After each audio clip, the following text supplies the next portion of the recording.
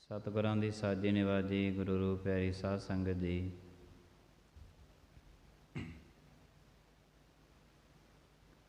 ਪਰਮੇਸ਼ਰ ਦੇ ਹੁਕਮ ਨੂੰ ਮੰਨਦੇ ਹੋਏ ਗੁਰੂ ਦਰਬਾਰ ਦੀਆਂ ਹਾਜ਼ਰੀਆਂ ਭਰ ਕੇ ਜਨਮ ਦੇ ਕੁਛ ਪਲ, ਕੁਛ ਘੜੀਆਂ ਸਫਲਿਆਂ ਕਰਨ ਦੇ ਯਤਨ ਕਰਦੇ ਹਾਂ। ਸਾਹਿਬ ਸ੍ਰੀ ਗੁਰੂ ਗ੍ਰੰਥ ਸਾਹਿਬ ਜੀ ਮਹਾਰਾਜ ਜੀਆਂ ਦੀ ਨਿਰੌਲ ਬ੍ਰਹਮ ਦੀ ਗੁਰਬਾਣੀ ਹੈ, ਜੋ ਉਸ ਗੁਰਬਾਣੀ ਦੇ ਨਾਲ, ਗੁਰਬਾਣੀ ਦੀ ਵਿਚਾਰਧਾਰਾ ਦੇ ਨਾਲ ਜੁੜਨ ਦੇ ਯਤਨ ਕਰਦੇ ਹਾਂ।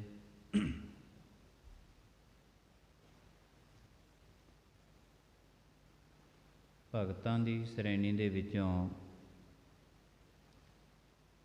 ਸ਼੍ਰੋਮਣੀ ਭਗਤ ਰਵਿਦਾਸ ਜੀ, ਜਿਨ੍ਹਾਂ ਦੇ ਵੱਖੋ ਵੱਖਰੇ ਇਤਿਹਾਸਕਾਰਾਂ ਨੇ ਨਾਮ 13 ਨਾਮ ਰਵਿਦਾਸ ਭਗਤ ਜੀ ਦੇ ਇਤਿਹਾਸ ਦੇ ਵਿੱਚ ਮਿਲਦੇ ਨੇ। ਹਰੀਦਾਸ, ਹਰਿਦਾਸ, ਰਵਿਦਾਸ, ਰਵੀਦਾਸ ਇਤਿਆਦਿਕ ਸਾਹਿਬ ਸ੍ਰੀ ਗੁਰੂ ਗ੍ਰੰਥ ਸਾਹਿਬ ਜੀ ਮਹਾਰਾਜ ਜੀਆਂ ਦੇ ਵਿੱਚ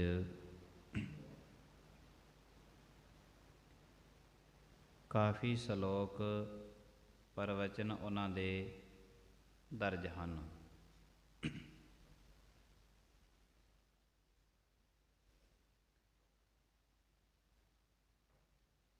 ਗੁਰਬਾਣੀ ਵਿੱਚ ਜਿੰਨੇ ਭਗਤ ਨੇ,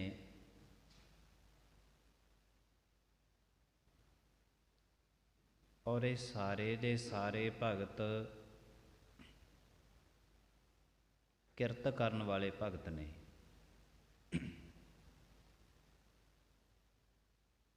ਕਬੀਰ ਜੀਆਂ ਦੀ ਆਪਣੀ ਕਿਰਤ ਹੈ,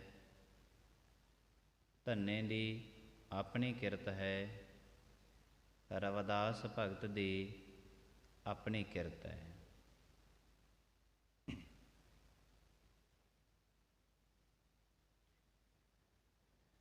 ਔਰ ਇਹਨਾਂ ਭਗਤਾਂ ਦੀ ਸ਼੍ਰੋਮਣੀ ਭਗਤ ਰਵਿਦਾਸ ਜੀ ਜਿਹੜੇ ਨੇ, ਇਹਨਾਂ ਦੇ ਉੱਪਰ ਉਹਨਾਂ ਸਮਿਆਂ ਦੇ ਵਿੱਚ ਕਾਂਸੀ ਦੇ ਵਿੱਚ ਦਾਗ ਦੋਸ਼ ਲਾਏ ਗਏ ਸਨ।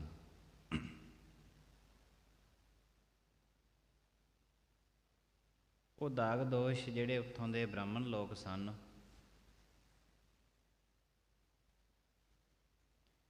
ਬ੍ਰਾਹਮਣ ਲੋਕਾਂ ਨੇ ਰਾਜੇ ਦੇ ਕੋਲ ਸ਼ਿਕਾਇਤ ਦਰਜ ਕੀਤੀ ਹੈ ਕਿ ਜਿਹੜਾ ਰਵਿਦਾਸ ਹੈ, ਇਹ ਸਾਡੀਆਂ ਧਾਰਮਿਕ ਭਾਵਨਾਵਾਂ ਨੂੰ ਠੇਸ ਉਪੜਾ ਰਿਹਾ ਹੈ। ਦੂਸਰਾ, ਇਹ ਧਰਮ ਦੇ ਹਮੇਸ਼ਾ ਹੀ ਉਲਟ ਚੱਲਦਾ ਹੈ। ਤੀਸਰਾ ਦੋਸ਼ ਲੱਗਿਆ ਸੀ ਕਿ ਰਵਿਦਾਸ ਬੁੱਤ ਪ੍ਰਸਤੀ ਨਹੀਂ ਕਰਦਾ।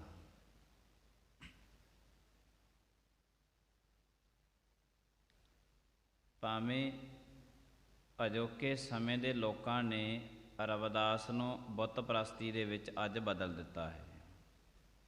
ਵੱਖੋ ਵੱਖਰੀਆਂ ਉਹਨਾਂ ਦੀਆਂ ਤਸਵੀਰਾਂ ਬਣਾਉਣੀਆਂ, ਅਨੇਕਾਂ ਤਰ੍ਹਾਂ ਦੇ ਉਹਨਾਂ ਦੇ ਬੁੱਤ ਬਣਾਉਣੇ,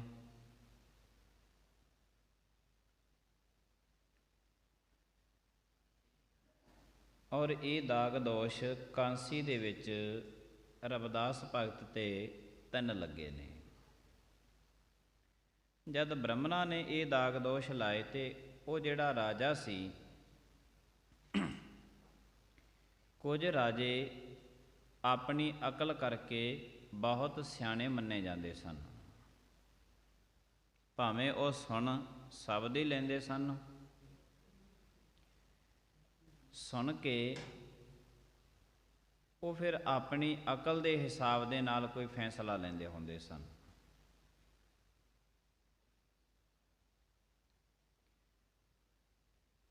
ਸਤਿਗੁਰੂ ਮਹਾਰਾਜ ਜੀਆਂ ਨੇ ਗੁਰਸਿੱਖਾਂ ਨੂੰ ਹਦਾਇਤ ਕੀਤੀ ਹੈ ਕਿ ਸੁਣਨਾ ਹੈ,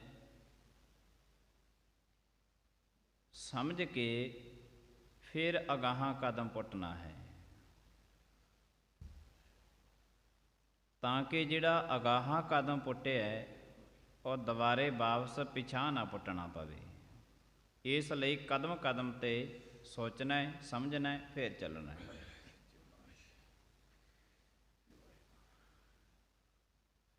ਇਹ ਜਦ 3 ਦੋਸ਼ ਲੱਗੇ ਨੇ ਤੇ ਉਹ ਰਾਜਾ ਬ੍ਰਾਹਮਣਾਂ ਨੂੰ ਕਹਿਣ ਲੱਗਿਆ, ਕਹਿੰਦਾ ਵੀ ਤੁਹਾਡੇ ਇਹ ਲਾਏ ਹੋਏ ਦੋਸ਼ ਸਹੀ ਨੇ ਜਾਂ ਗਲਤ ਨੇ, ਮੈਨੂੰ ਨਹੀਂ ਪਤਾ। ਹਾਂ, ਤੁਸੀਂ ਬ੍ਰਾਹਮਣ ਲੋਕ ਹੋ, ਤੁਸੀਂ ਵੀ ਰੱਬ ਦੀ ਭਗਤੀ ਕਰਦੇ ਹੋ ਆਪਣੇ ਤਰੀਕੇ ਨਾਲ। ਰਵਿਦਾਸ ਵੀ ਰੱਬ ਦੀ ਭਗਤੀ ਕਰਦਾ ਆਪਣੇ ਤਰੀਕੇ ਨਾਲ। ਮੈਂ ਰਵਿਦਾਸ ਨੂੰ ਬੁਲਾ ਲੈਣਾ, ਤੁਸੀਂ ਵੀ ਬੈਠ ਜਾਇਓ, ਰੱਬ ਦੇ ਘਰ ਦੀਆਂ ਗੱਲਾਂ ਕਰਿਓ, ਖੂਬ ਚਰਚਾ ਕਰਿਓ। ਇੱਕ ਸ਼ਰਤ ਵਿਚਕਾਰ ਮੇਰੀ ਹੋਊਗੀ ਕਿ ਜੇ ਤੇ ਤੁਸੀਂ ਹਾਰ ਗਏ, ਫਿਰ ਤੇ ਰਵਿਦਾਸ ਨੂੰ ਤੁਸੀਂ ਆਪਣੇ ਮੋਢਿਆਂ 'ਤੇ ਚੁੱਕ ਕੇ ਉਹਨੂੰ ਘਰ ਛੱਡ ਕੇ ਆਓਗੇ। ਜੇ ਰਵਿਦਾਸ ਹਾਰਿਆ, ਫਿਰ ਉਹ ਤੁਹਾਨੂੰ ਮੋਢਿਆਂ 'ਤੇ ਚੱਕ ਕੇ ਤੁਹਾਡੇ ਘਰ ਛੱਡ ਕੇ ਆਵੇਗਾ। ਮੈਂ ਇਹ ਫੈਸਲਾ ਵਿਚਕਾਰ ਬੈਠਾ ਕਰ ਦੇਵਾਂਗਾ। ਪਰ ਜਿਹੜੀ ਤੁਸੀਂ ਬੁੱਤ ਪ੍ਰਸਤੀ ਦੀ ਗੱਲ ਕਰਦੇ ਹੋ, ਧਾਰਮਿਕ ਭਾਵਨਾਵਾਂ ਨੂੰ ਠੇਸ ਪੜਾਉਣ ਦੀ ਗੱਲ ਕਰਦੇ ਹੋ, ਇਸ ਬਾਰੇ ਮੈਨੂੰ ਕੋਈ ਬਹੁਤੀ ਨੌਲੇਜ ਨਹੀਂ ਹੈ। ਤਾਂ ਬ੍ਰਾਹਮਣਾਂ ਨੇ ਕੀ ਕੀਤਾ, ਕਹਿਣ ਲੱਗੇ ਜੀ ਠੀਕ ਹੈ, ਜੇ ਤੁਸੀਂ ਇੰਝ ਕਰੋ ਤਾਂ ਬੜੀ ਵਧੀਆ ਗੱਲ ਹੈ। ਸਾਡੇ ਸਾਹਮਣੇ ਬਿਠਾਇਆ ਜਾਵੇ ਔਰ ਉਹਨੂੰ ਸਾਰੀਆਂ ਗੱਲਾਂ ਅਸੀਂ ਪੁੱਛਾਂਗੇ। ਜਦ ਬ੍ਰਾਹਮਣ ਮੰਨ ਗਏ ਤੇ ਰਵਿਦਾਸ ਭਗਤ ਨੂੰ ਸੁਨੇਹਾ ਦਿੱਤਾ ਗਿਆ ਕਿ ਬ੍ਰਾਹਮਣ ਤੁਹਾਡੇ ਉੱਪਰ ਦਾਗ ਦੋਸ਼ ਲਾਉਂਦੇ ਨੇ, ਤੇ ਉਹ ਜੋ ਕੁਛ ਵੀ ਕਹਿ ਰਹੇ ਨੇ ਉਹ ਤੁਸੀਂ ਆ ਕੇ ਇੱਥੇ ਰਾਜੇ ਦੀ ਕਚਹਿਰੀ ਦੇ ਵਿੱਚ ਉਹਨਾਂ ਗੱਲਾਂ ਦਾ ਜਵਾਬ ਦੇਣਾ ਹੈ। ਰਵਿਦਾਸ ਭਗਤ ਜੀ ਜਦ ਉਹਨਾਂ ਨੂੰ ਸੁਨੇਹਾ ਮਿਲਿਆ ਰਾਜੇ ਦਾ, ਕਹਿੰਦੇ ਠੀਕ ਹੈ, ਕੋਈ ਗੱਲ ਨਹੀਂ, ਅਸੀਂ ਲੱਗੀ ਹੋਈ ਕਚਹਿਰੀ ਵਿੱਚ ਆਵਾਂਗੇ।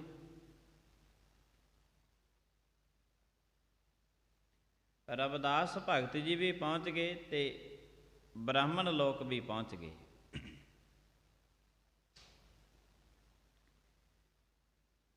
ਬ੍ਰਾਹਮਣ ਕਹਿਣ ਲੱਗੇ, ਐ ਰਵਿਦਾਸ, ਤੂੰ ਸਾਡੀਆਂ ਧਾਰਮਿਕ ਭਾਵਨਾਵਾਂ ਨੂੰ ਠੇਸ ਅਪੜਾਉਣਾ ਹੈ। ਬੁੱਤ ਪ੍ਰਸਤੀ ਤੂੰ ਨਾ ਕਰਦਾ ਹੈ, ਨਾ ਕਿਸੇ ਨੂੰ ਕਰਨ ਦਿੰਦਾ ਹੈ। ਰਵਿਦਾਸ ਭਗਤ ਜੀ ਉਹਨਾਂ ਬ੍ਰਾਹਮਣਾਂ ਨੂੰ ਕਹਿਣ ਲੱਗੇ, ਠੀਕ ਹੈ, ਪਹਿਲੇ ਤੇ ਇਹ ਹੈ ਕਿ ਮੈਂ ਕਿਸੇ ਦੀਆਂ ਭਾਵਨਾਵਾਂ ਨੂੰ ਠੇਸ ਨਹੀਂ ਅਪੜਾਈ। ਜਿਸ ਤਰ੍ਹਾਂ ਤੁਸੀਂ ਪਰਮੇਸ਼ਰ ਦੇ ਕੋਲ ਪਹੁੰਚ ਰਹੇ ਹੋ, ਆਪਣੇ ਹਿਸਾਬ ਦੇ ਨਾਲ ਤੁਸੀਂ ਪਹੁੰਚੋ, ਸਾਡਾ ਰਸਤਾ ਅਲੱਗ ਹੈ। ਦੂਸਰਾ, ਜਿਹੜਾ ਤੁਸੀਂ ਬੁੱਤ ਪ੍ਰਸਤੀ ਦੀ ਗੱਲ ਕਰਦੇ ਹੋ, ਮੈਂ ਖੁਦ ਬੁੱਤ ਪ੍ਰਸਤੀ ਨਹੀਂ ਕਰਦਾ। ਨਾ ਹੀ ਮੈਂ ਕਿਸੇ ਨੂੰ ਇਹ ਬਚਨ ਕੀਤੇ ਨੇ ਕਿ ਤੁਸੀਂ ਬੁੱਤ ਪ੍ਰਸਤੀ ਕਰੋ।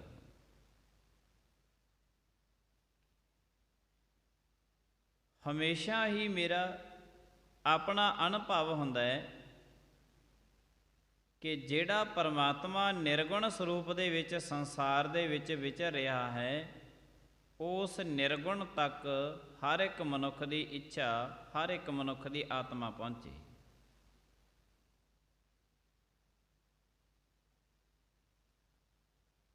ਜੇ ਤੁਸੀਂ ਕਹੋ ਕਿ ਰਵਿਦਾਸ ਬੁੱਤ ਪ੍ਰਸਤੀ ਕਰੇ, ਮੈਂ ਇਹ ਕਦੀ ਨਹੀਂ ਕਰਾਂਗਾ। ਅੱਜ ਤੱਕ ਤੁਸੀਂ ਬੁੱਤ ਪ੍ਰਸਤੀ ਕੀਤੀ ਹੈ, ਤੁਸੀਂ ਬੁੱਤਾਂ ਦੀ ਪੂਜਾ ਕੀਤੀ ਹੈ, ਤੇ ਤੁਹਾਨੂੰ ਮਿਲਿਆ ਕੀ ਹੈ? ਸਿਰਫ ਤੇ ਸਿਰਫ ਇਕੱਲਾ ਕਰਮ ਕਾਂਡ ਤੁਸੀਂ ਕਰ ਰਹੇ ਹੋ। ਆਪ ਤੁਸੀਂ ਭੁਲੇਖੇ ਦੇ ਵਿੱਚੋਂ ਤੇ ਲੋਕਾਂ ਨੂੰ ਭੁਲੇਖੇ ਵਿੱਚ ਪਾ ਰਹੇ ਹੋ, ਕਿਉਂਕਿ ਬੁੱਤ ਨੇ, ਜਿਹੜਾ ਬੁੱਤ ਬਣਿਆ ਹੋਇਆ ਹੈ, ਬੁੱਤ ਨੇ ਕਦੇ ਕਿਸੇ ਨੂੰ ਕੁਛ ਅੱਜ ਤੱਕ ਨਾ ਦਿੱਤਾ ਹੈ, ਨਾ ਕੋਈ ਆਉਣ ਵਾਲੇ ਸਮੇਂ ਦੇ ਵਿੱਚ ਦੇਵੇਗਾ। ਇਹਨਾਂ ਬੁੱਤਾਂ ਨੇ ਨਹੀਂ ਅੱਜ ਤੱਕ ਕਿਸੇ ਨੂੰ ਕੁਛ ਦਿੱਤਾ। ਸਾਰਾ ਦਿਨ ਧਾਰਮਿਕ ਵਿਸ਼ੇ ਤੇ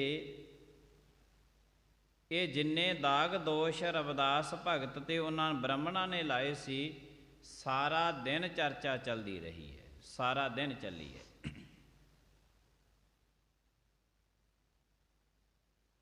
ਅਕਸਰ ਜਦੋਂ ਸ਼ਾਮ ਦਾ ਟਾਈਮ ਹੋ ਗਿਆ, ਰਾਜਾ ਕਹਿਣ ਲੱਗਿਆ ਹੁਣ ਕਚਹਿਰੀ ਭਾਈ ਬੰਦ ਕਰਨੀ ਹੈ। ਐ ਬ੍ਰਾਹਮਣੋ, ਤੁਸੀਂ ਹਾਰ ਗਏ ਹੋ, ਤੇ ਮੈਂ ਤੁਹਾਡੇ ਅੱਗੇ ਸ਼ਰਤ ਰੱਖੀ ਸੀ ਵੀ ਜਿਹੜਾ ਹਾਰਿਆ ਉਹ ਜਿੱਤੇ ਹੋਏ ਨੂੰ ਮੋਢਿਆਂ ਤੇ ਚੁੱਕ ਕੇ ਘਰੇ ਛੱਡ ਕੇ ਆਊਗਾ। ਜਿੰਨੇ ਤੁਸੀਂ ਦਾਗ ਦੋਸ਼ ਲਾਏ ਨੇ, ਇਹ ਤੇ ਤੁਹਾਡੇ ਸਾਰੇ ਦੇ ਸਾਰੇ ਗਲਤ ਨਿਕਲ ਗਏ ਨੇ।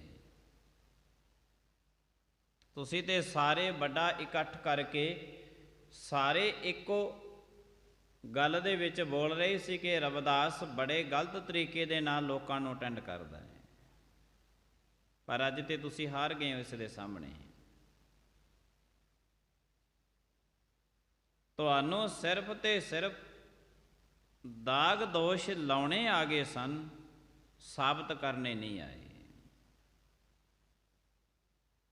ਸੋ ਹੁਣ ਤੁਸੀਂ ਰਵਿਦਾਸ ਭਗਤ ਨੂੰ ਪਾਲਕੀ ਦੇ ਵਿੱਚ ਬਿਠਾ ਕੇ ਇਹਨਾਂ ਨੂੰ ਮੋਢਿਆਂ ਤੇ ਚੁੱਕੋ ਤੇ ਰਵਿਦਾਸ ਭਗਤ ਨੂੰ ਇਹਨਾਂ ਦੇ ਆਸਣ ਤੇ ਛੱਡ ਕੇ ਆਓ।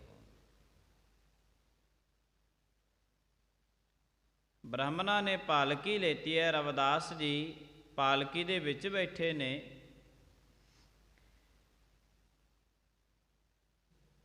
ਬ੍ਰਾਹਮਣਾਂ ਨੇ ਪਾਲਕੀ ਚੁੱਕੀ ਹੈ ਤੇ ਭਗਤ ਰਵਿਦਾਸ ਜੀਆਂ ਨੇ ਪਾਲਕੀ ਦੇ ਵਿੱਚ ਬੈਠਿਆਂ ਨੇ ਸ਼ਬਦ ਉਚਾਰਨ ਕੀਤਾ ਸੀ, ਐਸੀ ਲਾਲ ਤੁਝ ਬਿਨ ਕੌਣ ਕਰੈ, ਗਰੀਬ ਨਿਵਾਜ ਗੁਸਈਆਂ ਮੇਰਾ, ਮਾਥੈ ਛਤਰ ਤਰੈ।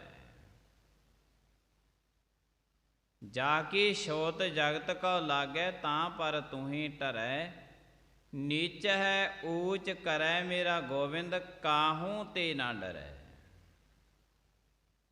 ਉਹ ਪਾਲਕੀ ਦੇ ਵਿੱਚ ਜਾਂਦਿਆਂ ਜਾਂਦਿਆਂ ਰਵਿਦਾਸ ਭਗਤ ਨੇ ਉਚਾਰਨ ਕੀਤੇ ਸੀ, ਐ ਮੇਰੇ ਪਰਮਾਤਮਾ, ਇਹੋ ਜਿਹੇ ਕਰਮ ਤੇ ਮੇਰੇ ਪਰਮਾਤਮਾ ਤੋਂ ਬਿਨਾ ਹੋਰ ਕੋਈ ਨਹੀਂ ਕਰ ਸਕਦਾ। ਜਿਹੜੇ ਬ੍ਰਾਹਮਣ ਸਮਾਜ ਦੇ ਵਿੱਚ ਆਪਣਾ ਬੜਾ ਉੱਚਾ ਰੁਤਬਾ ਰੱਖਦੇ ਨੇ, ਇਹ ਸਾਰੇ ਦੇ ਸਾਰੇ ਬ੍ਰਾਹਮਣ ਅੱਜ ਥੱਲੇ ਨੇ। ਮੈਨੂੰ ਪਾਲਕੀ ਦੇ ਵਿੱਚ ਇਹਨਾਂ ਨੇ ਬਿਠਾਇਆ ਹੋਇਆ, ਹਾਰ ਗਏ ਨੇ, ਇਹ ਹਾਰੇ ਹੋਏ ਨੇ। ਇਹ ਪਰਮਾਤਮਾ ਤੁਸੀਂ ਆਪ ਜੀ ਨੇ ਕਿਰਪਾ ਕੀਤੀ ਹੈ। ਉਹ ਆਪਣੇ ਆਪ ਨੂੰ ਧਾਰਮਿਕ ਸਥਾਨਾਂ ਤੇ ਰਹਿਣ ਵਾਲੇ ਬੜੇ ਸਿਰਮੌਰ ਸਮਝਦੇ ਸਨ। ਇਹਨਾਂ ਨੂੰ ਇਹ ਸੀ ਕਿ ਰਵਿਦਾਸ ਭਗਤ ਤੇ ਇੱਕ ਜੁੱਤੀਆਂ ਗੰਢਣ ਵਾਲਾ ਸਾਡੇ ਅੱਗੇ ਕੀ ਬੋਲੇਗਾ। ਧਾਰਮਿਕ ਲੈਵਲ ਦਾ ਸਭ ਤੋਂ ਵੱਡਾ ਪੁਆਇੰਟ ਹੈ ਕਿ ਕਦੀ ਵੀ ਆਪਣੇ ਤੋਂ ਛੋਟਾ ਕਿਸੇ ਨੂੰ ਕਦੇ ਸਮਝੋ ਨਾ, ਕਦੀ ਨਾ ਸਮਝੋ। ਧਾਰਮਿਕ ਦੁਨੀਆ ਦੇ ਵਿੱਚ ਇਹ ਸਭ ਤੋਂ ਵੱਡਾ ਪੁਆਇੰਟ ਹੈ ਕਿ ਕਦੀ ਵੀ ਆਪਣੇ ਤੋਂ ਛੋਟਾ ਕਿਸੇ ਨੂੰ ਨਾ ਸਮਝੋ। ਸੱਚ ਜਾਣਿਓ, ਜਿਹਨੇ ਆਪਣੇ ਤੋਂ ਛੋਟਾ ਤੇ ਆਪਣੇ ਤੋਂ ਕਮਜ਼ੋਰ ਕਿਸੇ ਨੂੰ ਸਮਝ ਲਿਆ, ਉਹ ਧਾਰਮਿਕ ਬੰਦਾ ਹੋ ਹੀ ਨਹੀਂ ਸਕਦਾ, ਨਹੀਂ ਹੋਵੇਗਾ। ਐਲਾਨੀਆ ਗੁਰੂ ਨਾਨਕ ਦੇ ਘਰ ਨੇ ਵਚਨ ਕੀਤਾ ਹੈ, ਜੇ ਕਿਸੇ ਨੂੰ ਭੋਜਨ ਛਕਾਉਣਾ ਹੈ ਨਾ, ਆਪਣੇ ਤੋਂ ਕਮਜ਼ੋਰ ਸਮਝ ਕੇ ਉਹਨੂੰ ਭੋਜਨ ਨਾ ਛਕਾਈ, ਉਹਨੂੰ ਪਰਮਾਤਮਾ ਦਾ ਸਾਖਸ਼ਤ ਰੂਪ ਗੁਰੂ ਗੋਬਿੰਦ ਸਿੰਘ ਮਹਾਰਾਜ ਸਮਝ ਕੇ ਭੋਜਨ ਛਕਾਈ।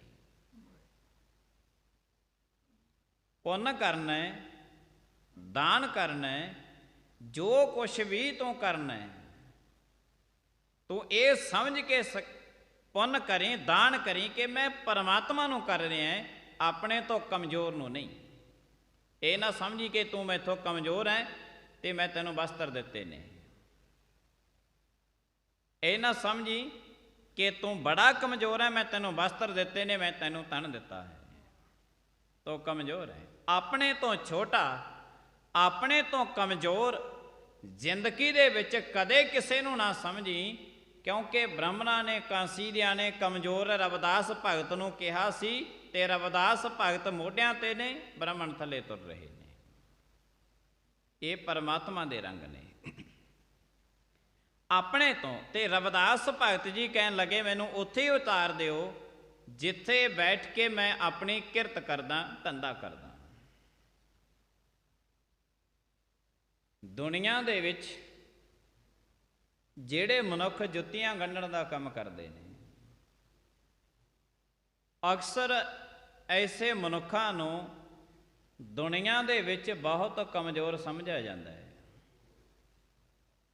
ਬੜੇ ਕਮਜ਼ੋਰ ਸਮਝੇ ਜਾਂਦੇ ਨੇ।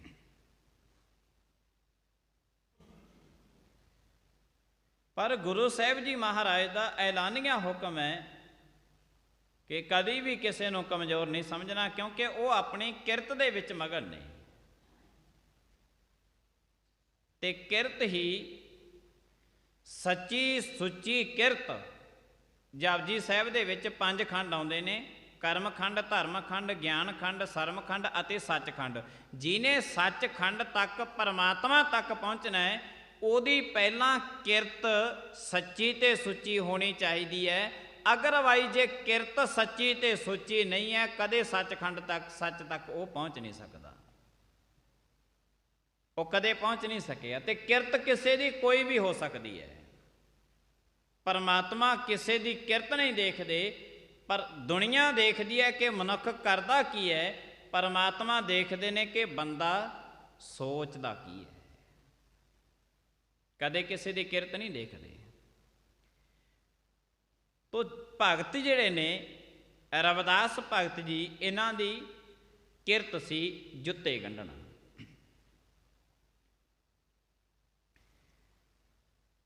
ਜੁੱਤੇ ਗੰਢਣ ਦੇ ਨਾਲ ਨਾਲ ਸਿਮਰਨ ਬੰਦਗੀ ਇਹਨਾਂ ਦੀ ਚੱਲਦੀ ਸੀ। ਇਹਨਾਂ ਨੇ ਆਪਣੇ ਧੰਦੇ ਨੂੰ ਧਰਮ ਬਣਾ ਲਿਆ। ਸਮਾਜ ਦੇ ਵਿੱਚ ਬਹੁਤ ਸਾਰੇ ਲੋਕ ਐਸੇ ਨੇ ਜਿਹੜੇ ਧਰਮ ਨੂੰ ਧੰਦਾ ਬਣਾਈ ਫਿਰਦੇ ਨੇ।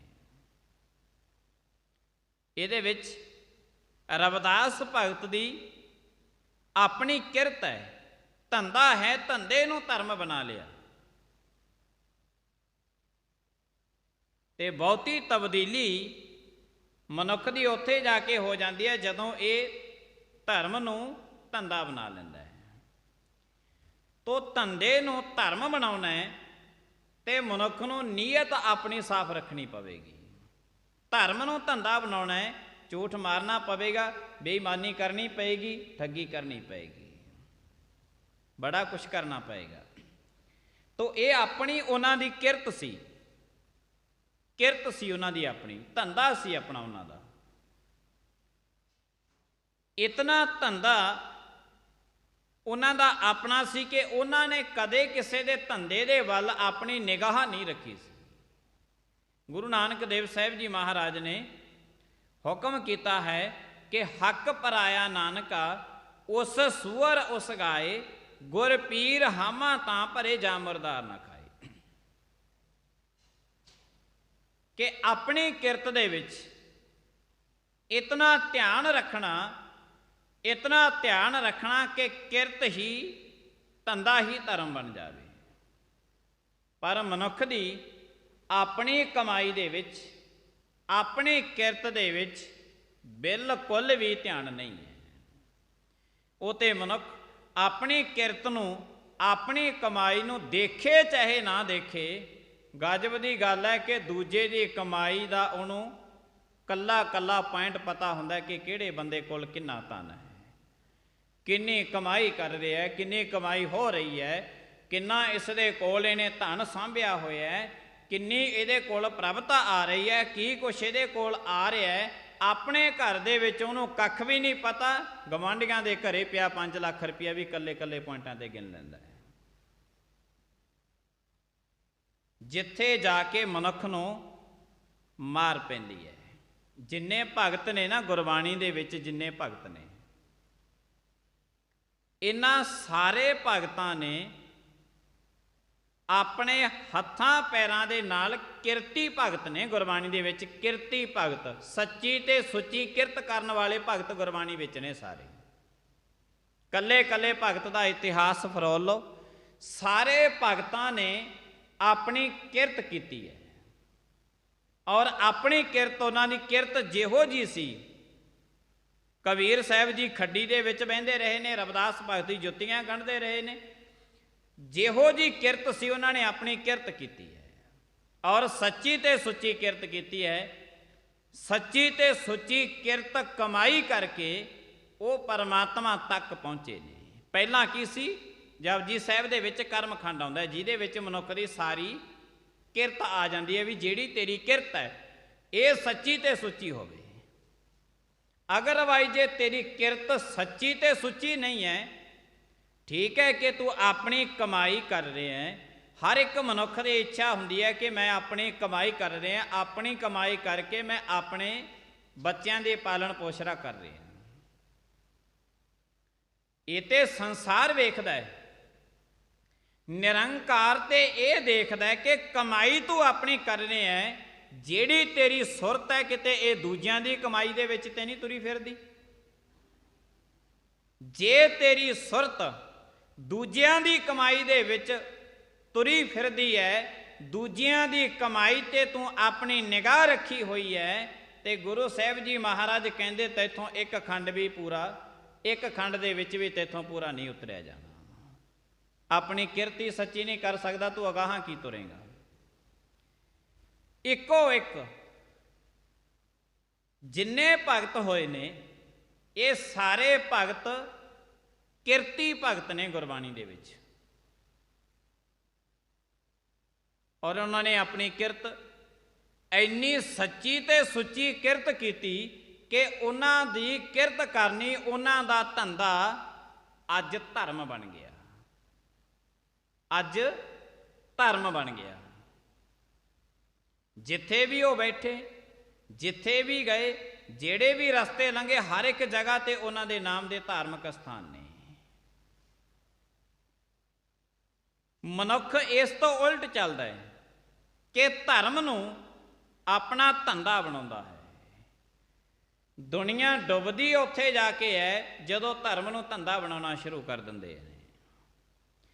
ਜੇ ਕਿਤੇ ਗੁਰੂ ਸਾਹਿਬ ਜੀ ਮਹਾਰਾਜ ਜੀ ਕਹਿੰਦੇ ਨੇ, ਜਿੰਨੀ ਤੇਰੀ ਕਿਰਤ ਹੈ ਇਹ ਆਪਣੀ ਕਿਰਤ ਕਮਾਈ ਕਰ, ਕੁਟੰਬ ਦੀ ਪਾਲਣ ਪੋਸ਼ਣਾ ਕਰ, ਪਰ ਜਿਹੜੀ ਤੇਰੀ ਸੁਰਤ ਹੈ ਇਹ ਆਪਣੀ ਕਮਾਈ ਦੇ ਵਿੱਚ ਹੋਵੇ, ਦੂਸਰੇ ਦੀ ਕਮਾਈ ਤੇ ਨਾ ਹੋਵੇ। ਤੇ ਦੁਨੀਆ ਦੇ ਵਿੱਚ ਐਸਾ ਕੋਈ ਬੰਦਾ ਹੱਥ ਖੜਾ ਕਰਕੇ ਨਹੀਂ ਕਹਿ ਸਕਦਾ ਕਿ ਮੈਂ ਕਿਰਤ ਆਪਣੀ ਕਰਦਾ, ਮੈਂ ਕਦੇ ਆਪਣੇ ਦੂਸਰਿਆਂ ਦੀ ਕਮਾਈ ਤੇ ਨਜ਼ਰ ਨਹੀਂ ਰੱਖੀ। ਕੋਈ ਮਨੁੱਖ ਐਸਾ ਨਹੀਂ ਹੋਵੇਗਾ, ਕਿਉਂਕਿ 90% ਮਨੁੱਖਾਂ ਦੀ ਜਿਹੜੀ ਨਜ਼ਰ ਹੈ, ਨਿਗਾਹ ਹੈ, ਉਹ ਹਮੇਸ਼ਾ ਦੂਸਰਿਆਂ ਦੀ ਕਮਾਈ ਤੇ ਰਹਿੰਦੀ ਹੈ। तो जद मनुख की नीयत साफ नहीं है तो जगह भी भावें साफ होवे, वस्त्र भी भावें साफ पाए होन, बैठना उठना भी साफ जगह ते होवे, हर एक पासों तो साफ सुथरा मनुख लगता होवे। गुरबाणी कहती जे तेरी नीयत साफ नहीं है तो सारा कुछ तेरा मैला है। मन मैला सब कुछ मैला, तन तो तै मन हच्छा ना होए। तो गुरबाणी दे विच ओ भगत ने जिन्हां ने अपनी सच्ची और सुच्ची किरत कीती है। असीं कोई गुरु साहब दे महाराज दे चरनां विच बह के साखियां नहीं कल्लियां सुनन वास्ते बहिंदे भी कल्लियां साखियां सुन लो तो चलो जी ठीक ठाक है बस। हाँ जी बहुत वड्डे फलाना भगत सी, बहुत वड्डे फलाने सूरमे सी, साखियां सुन लईआं ते चलो जी अपने घर चले गए। वो चीज़ का कोई निचोड़ भी हुंदा है। फसल बीजते हाँ, उन्हें पालन पोषणा करते हाँ कि उहदे विचों सानू 4 रुपइयां की बचत होवेगी, साडे बच्चों की पालन पोषणा करांगे। फसल का कोई निचोड़ है, कोई झाड़ है फसल का, पर यह फसल मनुख इहो जी बीजदा है जिहदा कोई झाड़ नहीं है। तो इहदा निचोड़ है कि जिन्ने गुरबाणी विच भगत ने सारियां ने किरत कमाई कीती है। आप भावें रविदास जी जुत्तियां गंढदे सी, उन्होंने किसी उच्चे वाल निगाह नहीं रखी कि फलाने कोल ते इन्ना कुछ है।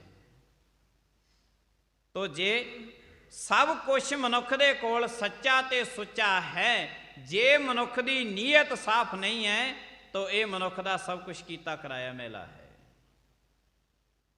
गुरु साहब जी महाराज किरपा करन, रविदास भगत जियां ते ये दाग दोष उन्होंने ब्राह्मणा लोगों ने लाए सन। अक्सर उन्होंने ब्राह्मणा नूं जिहड़े वड्डे वड्डे मंदिरां दे विच रहिंदे सन, वड्डे वड्डे धनवान सन, बड़ा कुछ उन्हां दे कोल सीगा, उन्होंने सोचा सी कि रविदास ही है जुत्तियां गंढण वाला, हरा देंगे राजे दे सामने, आपे सानू मोढियां ते चक के छड्ड के आवेगा। पर जिहड़े मनुख दे कोल अंदर विद्या है, अंदर विद्या है जिन्हां दे कोल, उन्होंने दुनिया हराउण ते फिरदी है पर अंदर दी विद्या कोई खो नहीं सकता। बच्चों नूं कुटिया जा सकता है, स्कूलों पढ़नों हटाए जा सकते हैं, सब कुछ किया जा सकता है, पर जेड़ा कुछ बच्चा स्कूल दे विच पढ़ गया, अंदर दी उस दी बच्चे दी विद्या सारी जिंदगी खोही नहीं जा सकती। सो गल अंदर दी आ जाती है। बाहरों ते सारी दुनिया ही बड़ी साफ सुथरी नज़र आती है। बाहरों ते सारी दुनिया बड़ी साफ सुथरी नज़र आती है, पर पता उदों लगता जदों जवान दे विचों बोलदा कि अंदर ते कोलियां दी दुकान सी। हुण जिंदरा खुले तो पता लग्या कि अंदर ते कोले रखे हुए सी, अंदरों ते बिल्कुल कालख ही कालख नज़र आ रही है, बाहरों ही साफ सुथरे ने। सो रविदास भगत जियां दे बड़े सलोक गुरबाणी विच दर्ज ने। हौली हौली आपां गुरु साहब जी महाराज की किरपा दे नाल जिन्ना क समा जिहड़ा गुरु की संगत गुरु साहब जी बख्शदे ने, उन्ना क समा आपां गुरु साहब जी महाराज जियां दे चरनां कमलां दी हाज़री भर लैंदे आ। बहुता इहदे विच असीं कोई वड्डी साखी प्रमाण नहीं सुना सकते और बहुता कोई वड्डा प्रमाण भी नहीं शुरू कर सकते, क्योंकि साडे कोल जिहड़ा समा हुंदा है ये समा सीमित होंदा है। तो जे कदी वड्डियां जिवें साखियां रविदास भगत जियां होर महाबली योधियां सूरमियां दियां, गुरु नानक दियां, गुरु गोबिंद सिंह महाराज दियां, ये तो वड्डे खुले समियां दे विच ही सुनाईयां जांदियां ने। सो ये इन्ने क समय दे विच ते मनुख नूं वारी वारी टाइम पीस बनी झाकना पैंदा भी किते समा वध ना हो जे, ते बाद दे विच किते कीता कराया मनुख तुरिया जांदा ही, एक बारी अगला कह दिंदा भी अज ते समा बहुत लग गया, असीं ते काम धंधे करने सी। क्योंकि मनुख नूं अपने कामां तक मतलब हैगा, होर ये मनुख की ज़्यादातर कोई रुचि नहीं हुंदी, ज़्यादा गुरु साहब जी महाराज की किरपा अकाल पुरख दे नाल।